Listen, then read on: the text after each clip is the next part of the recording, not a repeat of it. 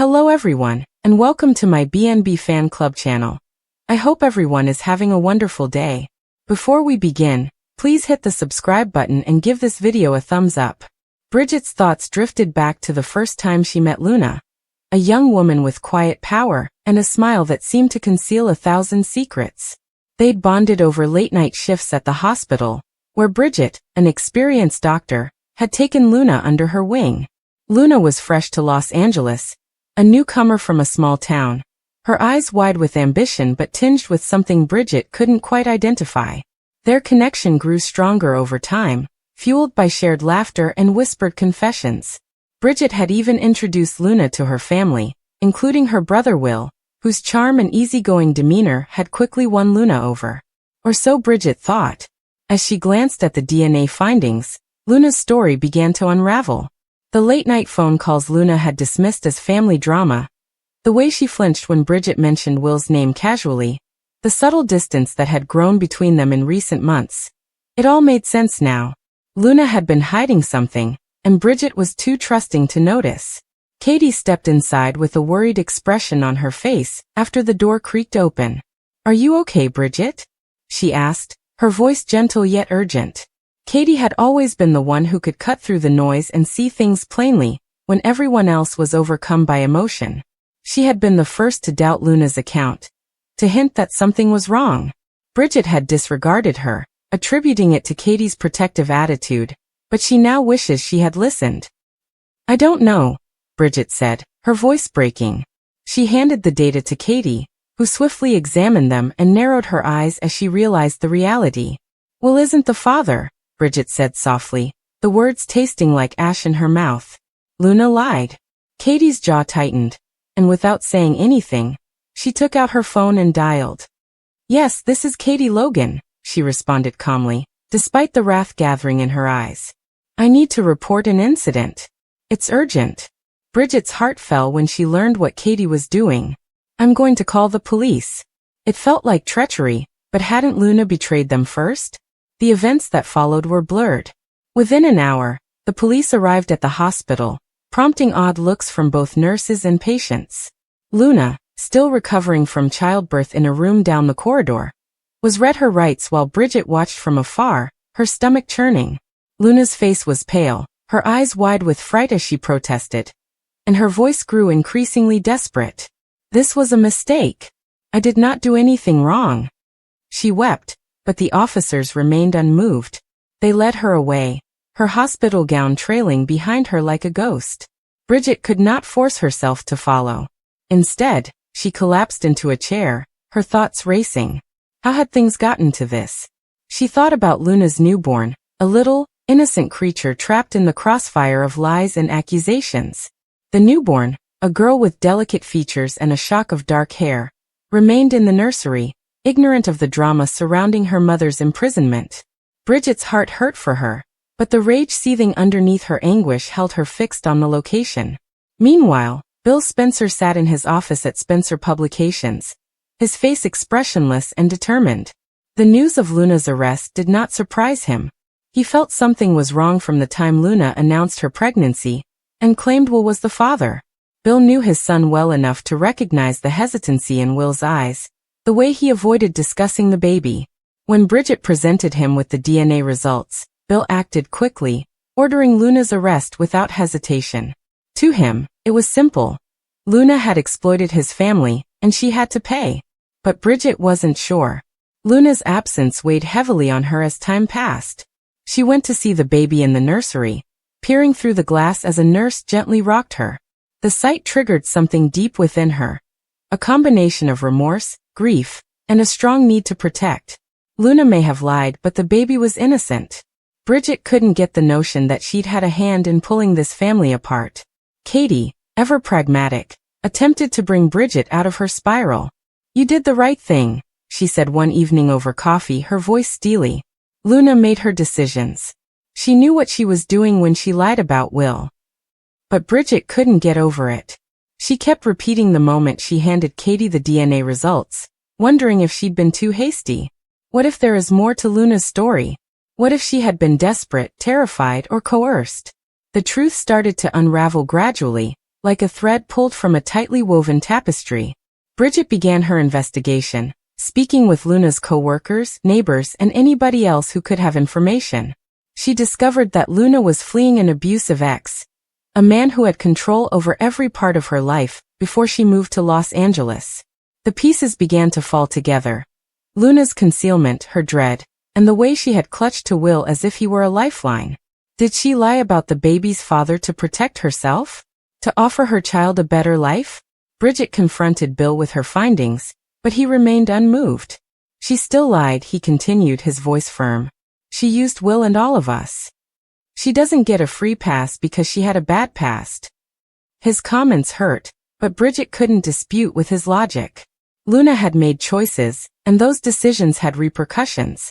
Bridget's nightmares were still haunted by the thought of giving birth alone, and scared in a prison cell. Meanwhile, Will was a ghost of himself. He had always been the golden child, charming and confident, but the truth about Luna had crushed him. He avoided Bridget and everyone, retreating into a shell of silence. When she finally confronted him on the family estate, his eyes were lifeless and his voice barely above a whisper. "I thought I loved her," he admitted, staring at the floor. "I believed she loved me. How could I have gotten it so wrong?" Bridget wanted to console him, tell him it wasn't his fault, but the words stayed in her throat. She felt accountable too. She had introduced Luna into their life, vouched for her, and believed in her. The guilt was a tremendous burden, one she carried alone as she dealt with the aftermath. Months passed, and Luna's trial was on the horizon. Bridget visited her in prison, her heart racing as she sat across from her former buddy. Luna appeared thinner, her eyes dulled from exhaustion. "I didn't mean to hurt anyone," Luna explained, her voice barely audible. "I felt afraid. I hoped saying Will was the father would keep him away. I thought it would keep my baby safe." Bridget wanted to believe her, but their trust had been damaged. Still, she couldn't ignore Luna's pain and desperation, which mirrored her own. "I'll help you," Bridget finally murmured, surprised herself. "I'll make sure your daughter is okay." Luna's eyes welled up with tears, and for a moment, they were just two women united by their common errors and love for a child who deserved more. Bridget left prison with a fresh sense of purpose. She could not change the past, but she could fight for the future. For Luna's daughter, Will, and her own peace of mind. As the trial approached, Bridget worked feverishly to acquire evidence to back up Luna's story. She found witnesses, cobbled together timelines, and even battled her own family's objections. Bill was enraged and accused her of betraying them. Katie, while more accepting, advised her to be cautious. "You're playing with fire," she said, her voice filled with concern. But Bridget could not stop. She owed it to Luna, the baby, and herself. The courtroom was packed on the day of the trial, and the air was thick with anxiety. Luna sat at the defendant's table, her hands handcuffed and her face pallid but determined. Bridget took the stand, her voice firm as she described Luna's story, the abuse, the terror, and the desperate choices that drove her to lie. The jurors listened, their expressions unreadable, and Bridget prayed they would see the truth. When the verdict arrived, it was bittersweet. Luna was acquitted on the most serious accusations, but sentenced to time served for fraud.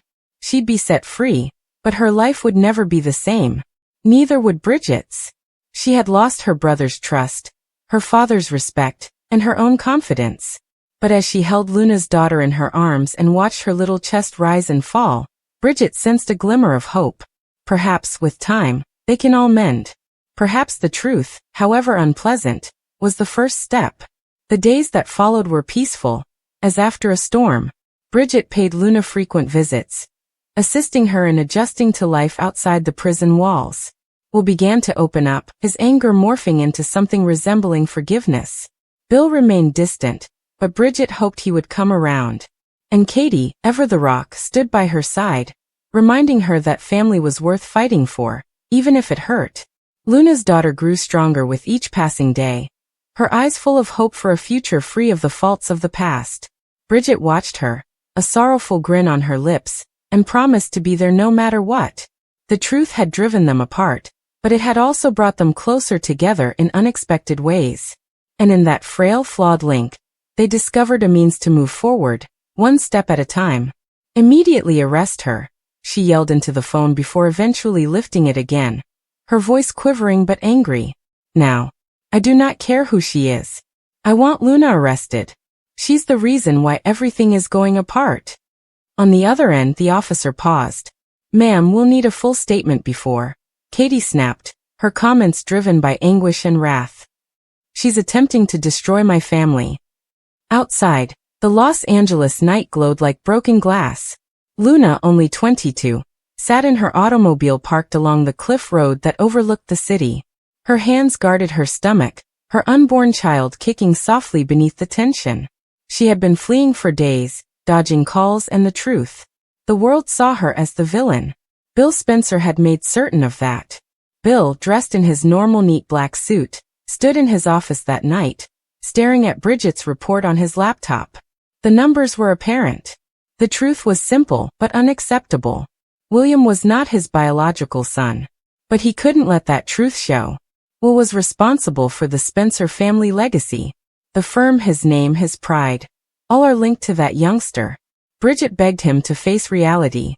Bill, she continued earlier that day, her eyes soft but stern. DNA does not lie. You can't build a life on denial. He laughed bitterly. I've constructed my entire existence around denial, Bridget. It's the only thing that keeps me going. He removed the file from his PC, with each keystroke removing a piece of truth. He told himself it was for Will, for the boy's future. But deep down it was about his fear. The idea of losing everything to Katie's rage worried him. When the cops arrived to Luna's flat around daybreak, she did not resist. The world outside had gone gray from rain, and the air was thick with betrayal. The cops recited her rights while she stared at the ground, her hands resting on her bulging stomach. Bridget came moments later, drenched from the storm, her face pallid. Please, Bridget begged the officers. She's 8 months pregnant. She does not belong in a cell. However, the warrant was signed, and Katie's influence had already reached the chief of police.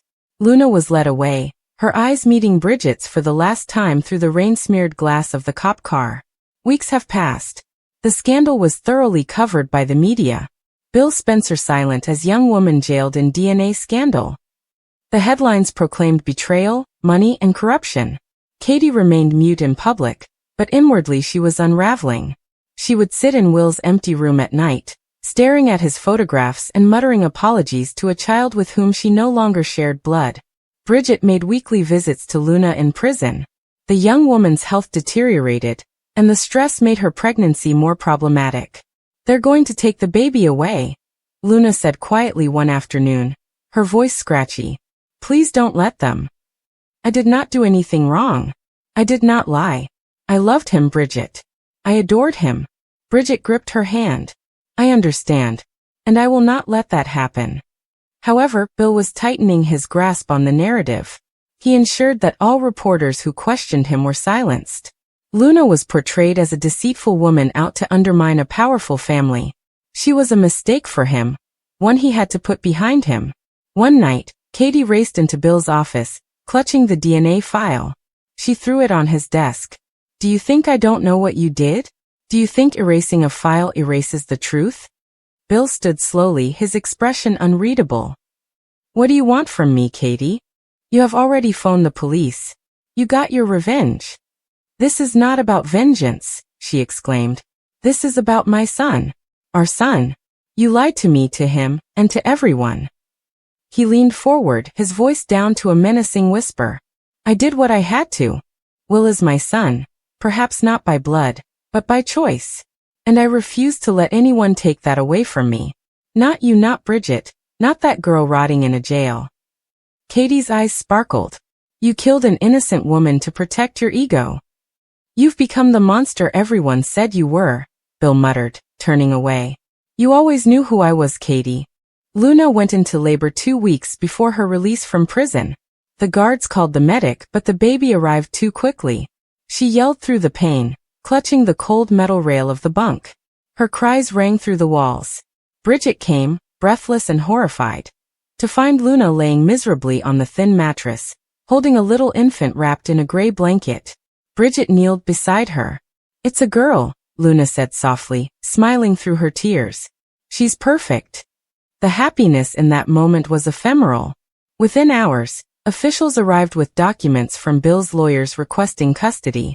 He claimed the kid was produced through manipulation, that Luna had violated a non-disclosure agreement, and that the infant was part of a scheme. Bridget battled the decision hard, but the system buckled under Bill's pressure. Katie watched the news in dread, realizing the scope of what she had set in motion. The girl she had labeled as a liar was now a mother behind prison, and Bill was the one pulling all the strings. That night, Katie drove to the prison. She demanded to see Luna. The guards hesitated, but eventually escorted her into the icy halls. Luna sat on the side of her bed, face pale and arms empty. Katie's voice quivered. They took her. Luna nodded quietly. Katie saw a human being, not a threat, for the first time, frightened, fragile, and undeserving of the horrors she had experienced. She sat beside her. I thought you had ruined my family, Katie whispered. But that was me. I wrecked yours. Luna looked up, her eyes glazed. You can still make it right. These words haunted Katie as she drove home. She could not sleep. Every darkness in her house appeared to be whispering Luna's name. Finally, at daybreak, she took up the phone and contacted Bridget. I need your help, she said. Bridget said without hesitation. We have to get her out. They met with an attorney and gathered every scrap of evidence, deleted files, manipulated DNA reports, and bribes provided by Bill to silence the lab. Slowly the truth emerged. When the investigation was reopened, Bill's empire started to crumble. Journalists dug deeper, revealing his trickery. Will, being able to understand, addressed his father. Mom told me everything, he murmured gently one night, standing in the office where so many lies had originated. You always claimed that honesty was powerful. Was this merely another lie? Bill attempted to speak, but his words deserted him. He saw his kid leave, the door closing like a verdict behind him. Meanwhile, Luna's charges were dropped. She was released to Bridget's care, frail but free. The first thing she did was hold her kid again, which shattered everyone's heart in the courtroom. Katie watched from the rear, tears running down her cheeks. She did not approach. She could not. But Luna noticed her, and for a brief moment, their gazes locked. Two women united by anguish, betrayal, and a sliver of hope. Weeks later, Luna and her baby were living in a little house near the ocean. Bridget paid many visits, assisting with exams and guaranteeing their complete recovery. One afternoon, as the sun set over the beach, Luna peered out the window and muttered, "Do you think they'll ever stop talking about it?" Bridget smiled softly.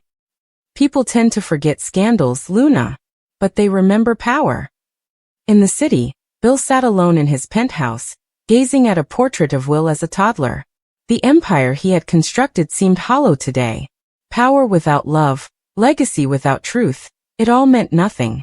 For the first time, he considered what it might be like to simply apologize. Katie never took him back. She found solace in the distance, rebuilding her life and friendship with Will. Sometimes she would drive past the now closed prison and recall the sound of Luna's voice, her forgiveness unspoken but understood. Months have passed. Bridget wrote an article about medical ethics and the human cost of manipulation. Bill and Luna were not mentioned by name, but everyone knew. It was her subtle revolt, her method of restoring equilibrium in a society where the truth had been hidden for too long. One evening, she received a letter with no return address, only her name.